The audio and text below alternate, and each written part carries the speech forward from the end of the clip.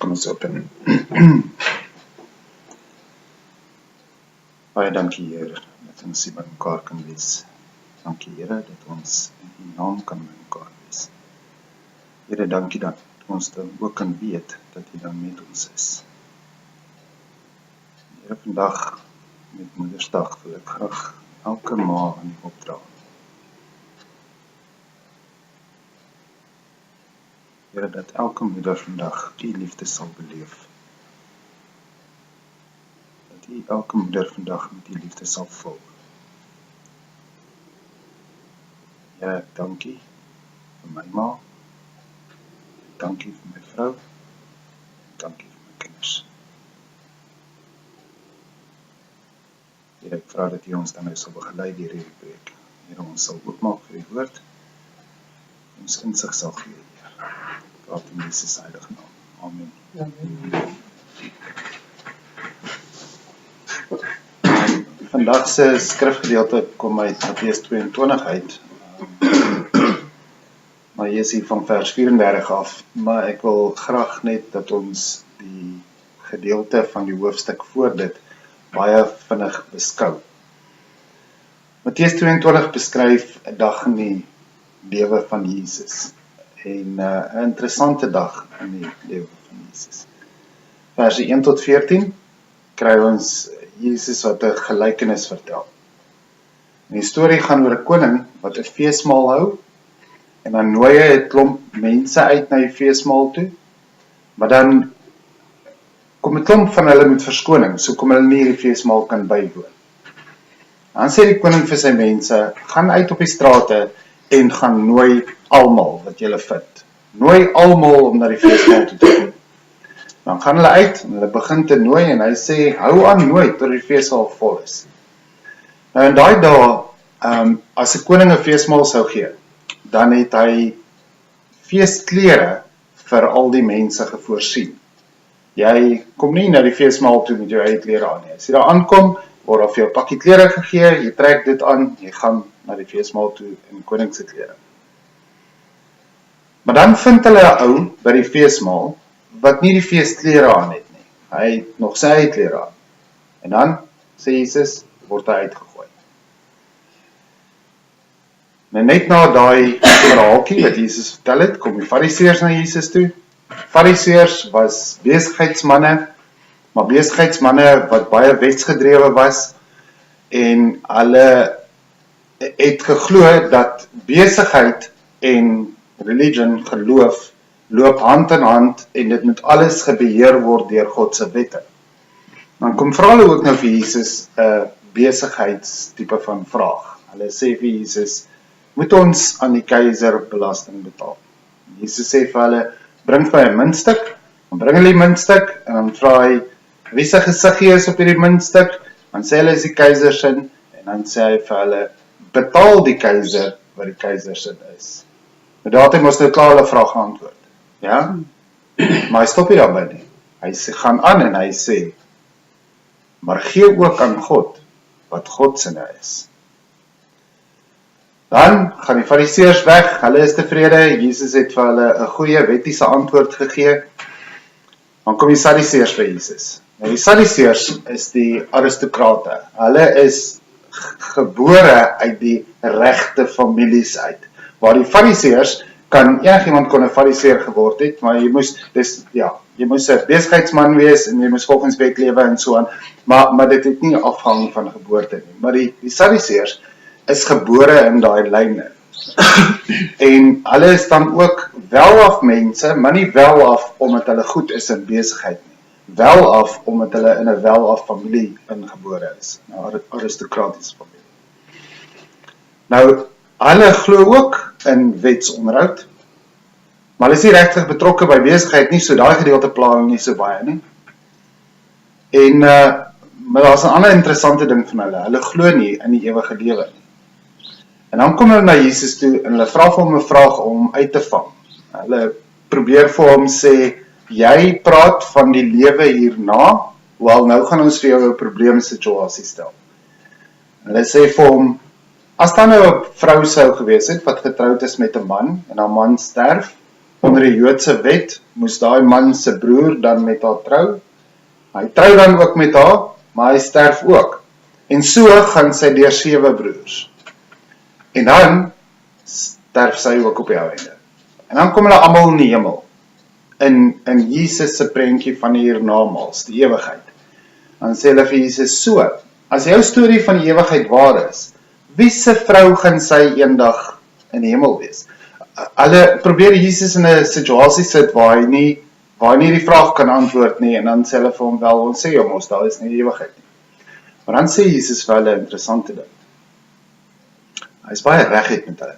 Hy sê vir hulle, julle dwaal omdat julle nie die skrif of God se krag ken nie. Nou, ek het vir julle gesê dat die Sadduseërs is ook wetsgedrewe. Maar die Sadduseërs se fokus is baie meer op oorgelewerde tradisie. Die vorige rabbies, die vorige aristokratiese rabbies, die dinge wat hulle geskryf het, hulle het baie meer op dit gefokus as op die skrif, as op God se woord.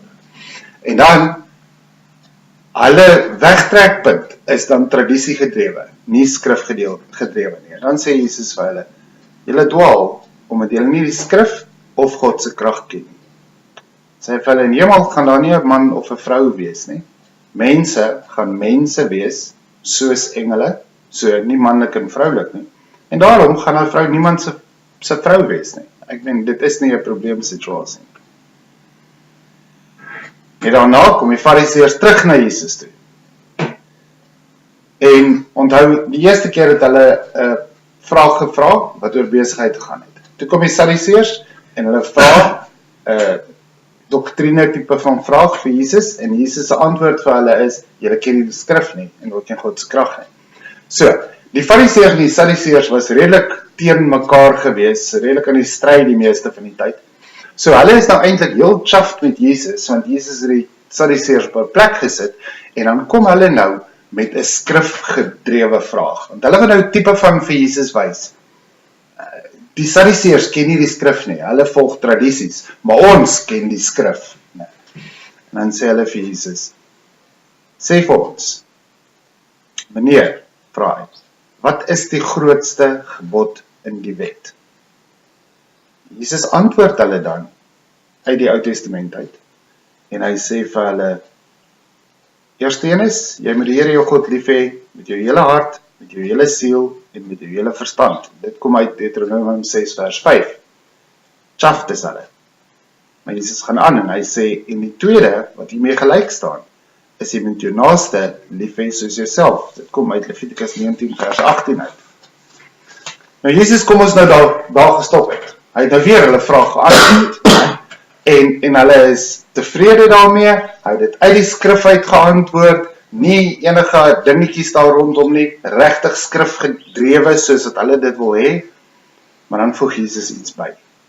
Hy sê, in hierdie 2 gebooie is die hele wet en die profete saamgevat. Nou die wet en die profete, die wet gaan Genesis, Exodus, Levitikus, Numeri, Deuteronomium, daarna volg daai stuk oor die rigters en whatever, en dan die profete sluit in Jeremia, Jesaja, al daai. So, Jesus sê vir hulle, die hele Bybel hang af van daai 2 gebooie.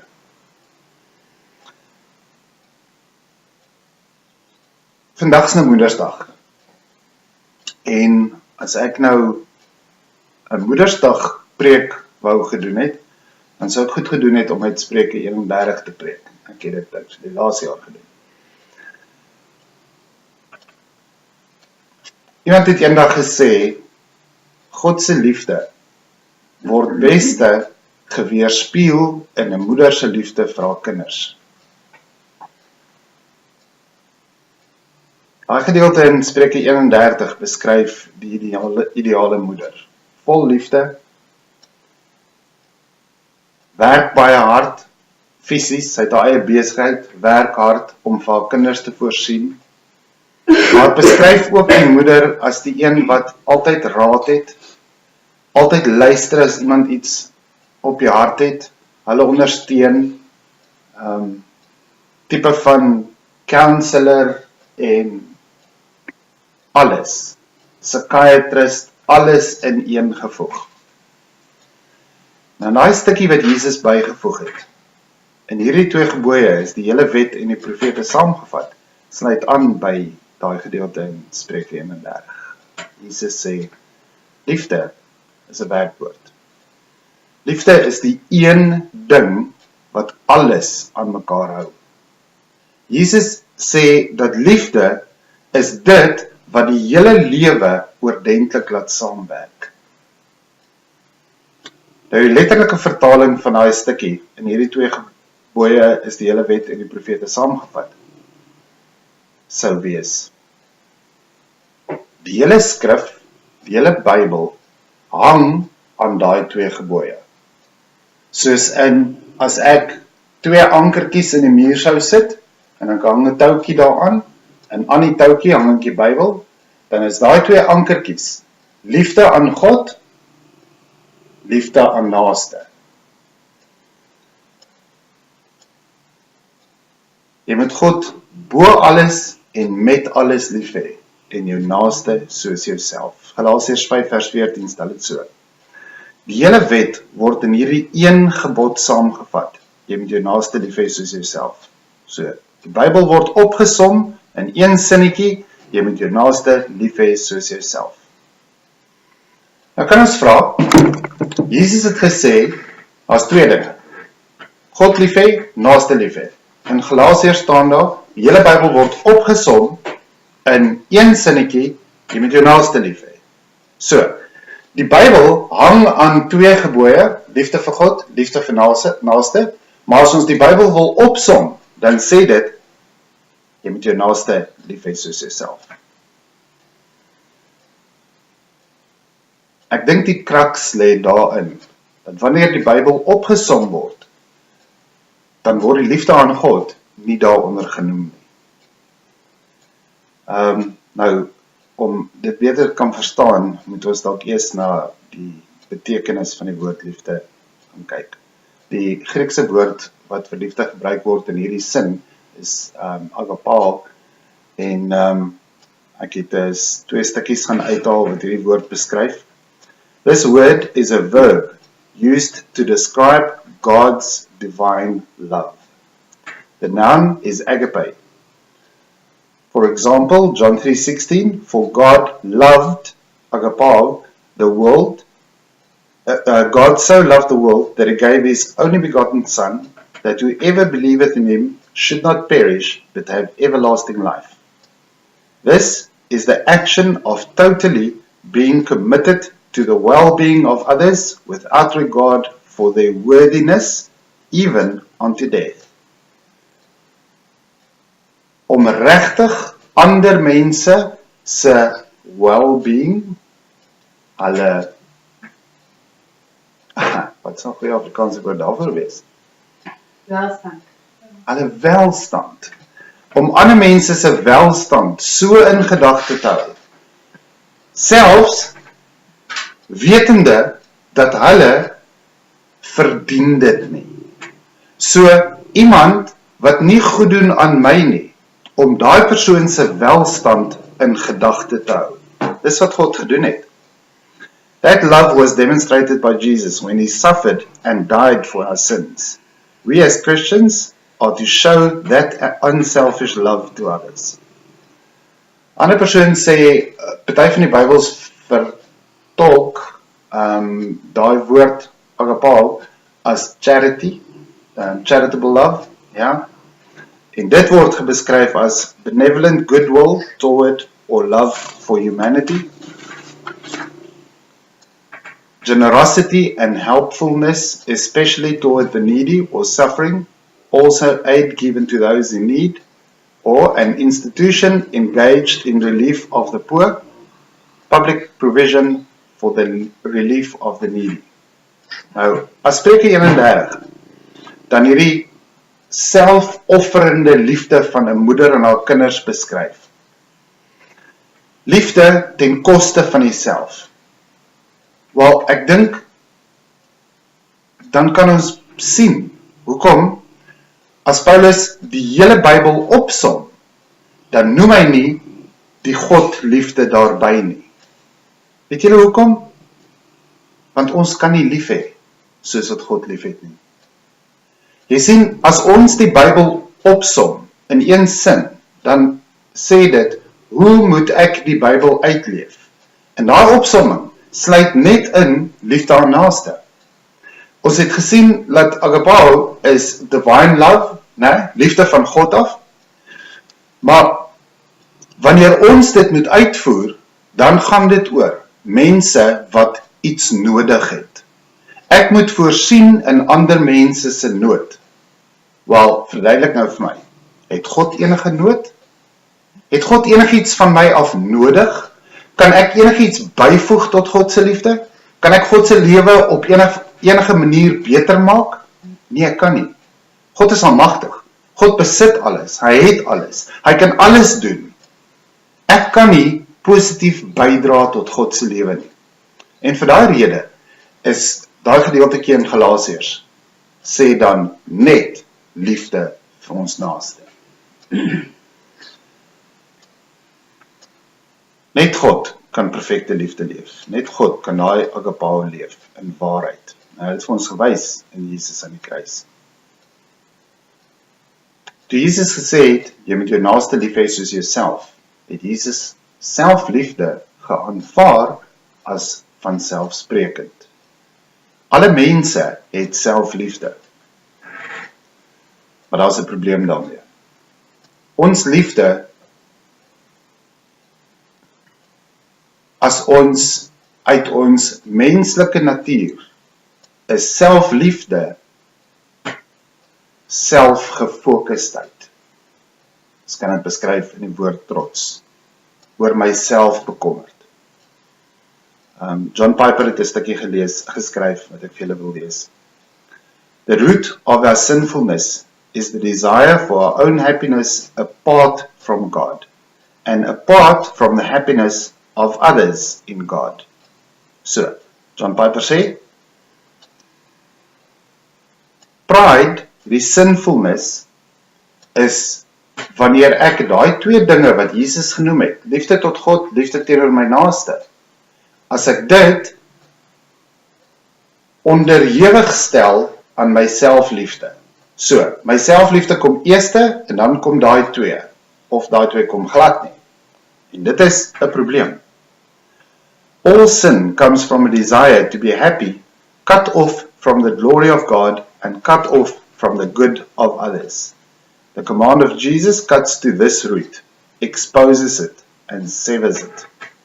Another name for this root of sinfulness is pride. Pride is the presumption that we can be happy without depending on God as the source of our happiness and without caring if others find their happiness in God. Pride is the passion to be happy, contaminated and corrupted by two things: the unwillingness to see God as the only fountain of true and lasting joy, daai joy kan ek ook vertaal as liefde, and the unwillingness to see other people as designed by God to receive our joy in Him. If you take the desire to be happy and strip away from it God as the fountain of your happiness and people as the recipients of your happiness, what you have left is the engine of pride. Pride is the pursuit of happiness anywhere but in the glory of God and the good of other people. This is the root of all sin.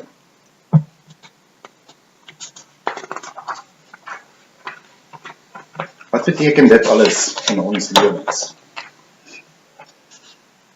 Sonder liefde is teologie. Julle weet wat die woord teologie beteken? Teologie, theo is God, logie is woord, is die woord aangaande God, kennis aangaande God, dis wat teologie is. Sonder liefde is teologie van minwaarde. Om die waarheid te sê, sonder liefde kan teologie baie seer maak. As ek al die kennis uit die Bybel uit in my kop het, en ek pas dit toe sonder liefde, dan is daai kennis net waarheid en gaan net seer maak. Dit gaan cruelty wees. Kennis van die Bybel sonder God se liefde in my is van geen positiewe waarde nie. Bybelkennis is onderworpe en hang aan daai pegs van liefde. Dis wat ons in die begin gesê het. Die 2 pegs is liefde vir God, liefde vir my naaste, die hele woord hang daarin. 2 Korinte 13 vers 5 sê, stel julle self op die proef en ondersoek julle self of julle in die geloof lewe. Ek sal dit paraphrase en sê, toets jouself of jy 'n Christen is. Besef julle dan nie, dat Christus Jesus in julle is nie. So nie, met ander woorde, as jy daai toets doen en jy val, wel, dan het jy die toets nie deurstaan nie. 1 Johannes 3 vers 14 sê, ons weet dat ons klaar uit die dood na die lewe oorgegaan het, want ons het ons broers lief. Wie nie lief het nie, bly in die dood. 1 Korinte 13 vers 1-3 sê, nou wys ek julle wat nog die allerbeste is. Al praat ek die tale van mense en engele, maar ek het geen liefde nie, het ek 'n stuk klinkende metaal, 'n galmende simbaal geword, 'n leë blik vol klippe. Al het ek die gawe van profesie, en ken ek al die geheimenisse, en besit ek al die kennis, en al het ek al die geloof om berge te versit, maar ek het geen liefde nie, dan is ek niks. Al deel ek al wat ek het aan ander uit, en al gee ek my liggaam prys om my daarop te kan beroem, maar ek het geen liefde nie, baat dit my niks.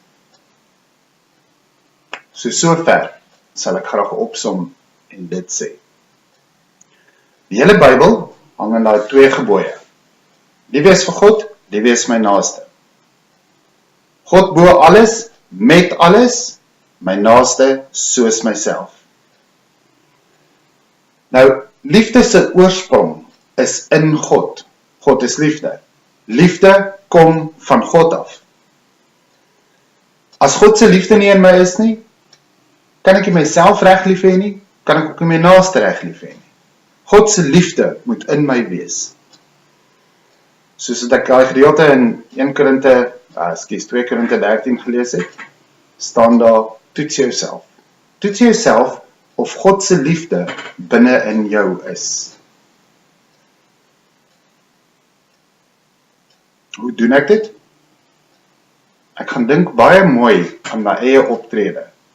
Wanneer ek dinge doen, dink ek eerste aan my eie wil, my eie behoeftes, of dink ek aan die mense rondom my? Ek dink daai ding kom op 'n klomp plekke uit.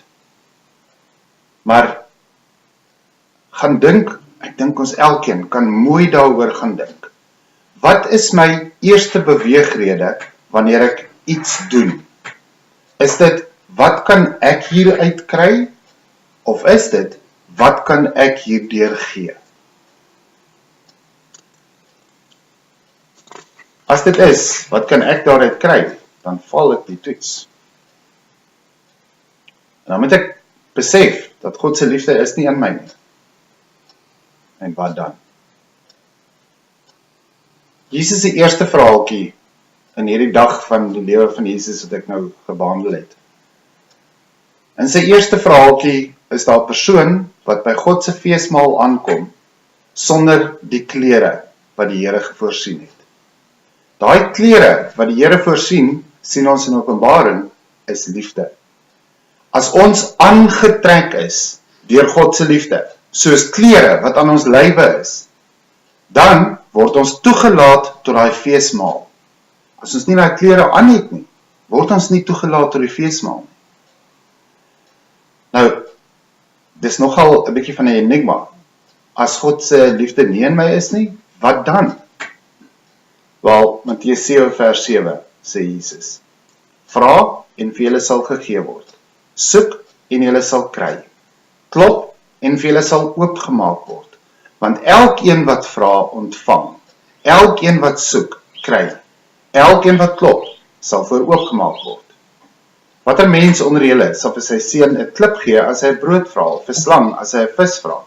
As julle wat sleg is, dan weet om goed te doen vir julle kinders, hoeveel te meer sal julle Vader wat in die hemel is, goeie gawes gee aan die wat dit van hom vra. Hierdie is God se belofte aan ons. En Ek het al vir julle op vorige geleenthede gesê, daai gedeelte in Matteus 7 vers 7 beteken 'n lewenstyl van vra en soek en klop. Dit beteken nie om dit een keer te doen nie, dit beteken om dit te leef. Daai 3 dinge te leef.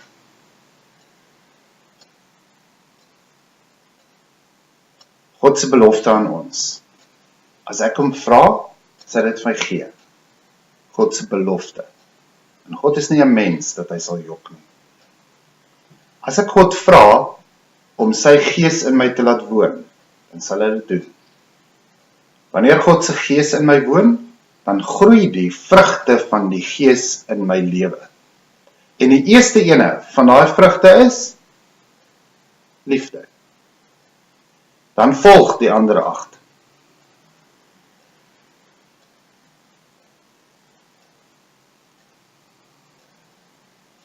Die tweede gedeelte in Matteus 22 was die gedeelte oor die belasting. En daar het Jesus hulle vraagie geantwoord van die belasting, maar dan sê hy vir hulle, gee aan God wat God se is. Jy sien, liefde kom van God. As ek dit geontvang het, kan ek dit weer gee. Dan kan ek dit gee aan God en gee aan my naaste. Maar ek moet dit van God ontvang.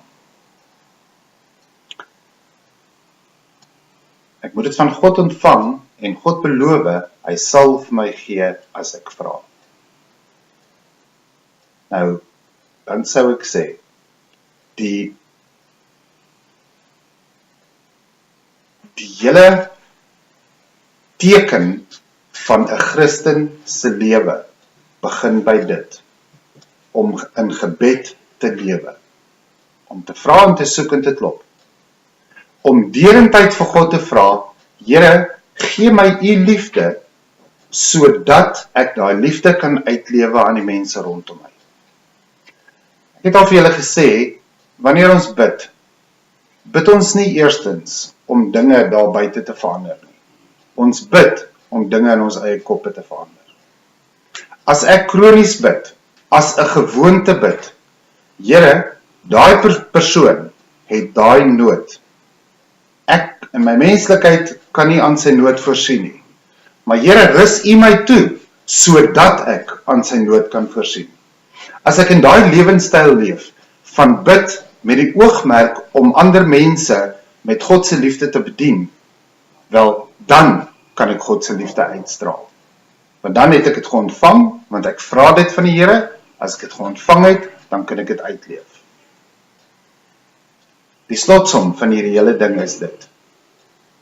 Ek kan nie in liefde lewe, as ek die liefde van God geontvang het nie. Maar God gee vrylik sy liefde aan die wat dit wil hê. Die wat dit wil hê, is die wat nie meer aan hulle self wil dink nie, maar aan ander mense wil dink. Maar ons is nie uit ons eie uit in staat om dit te doen nie. En daarom moet ons die Here daarvoor vra. Amen. Amen. Here, in ons menslikheid, in ons swakheid, Here, is ons geneig tot selfsugtigheid, om aan onsself te dink. Here, soos wat daai eerste liedjie vanmôre gesê het, create in me a miracle. Here, vra ek dat U daardie wonderwerk in ons elkeen se lewens sal stig en sal laat groei, Heer.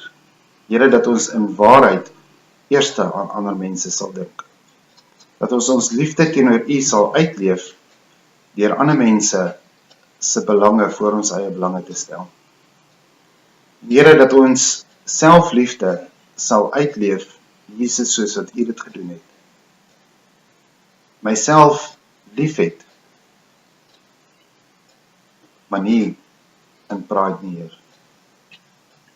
Nie in 'n sin van ek kom eerste nie, maar Heer, U kom eerste, en daarom staan ek in diens van ander mense. Heer, maak dit asseblief vas in ons harte. Vra ek in Jesus heilige naam, Heer. Amen.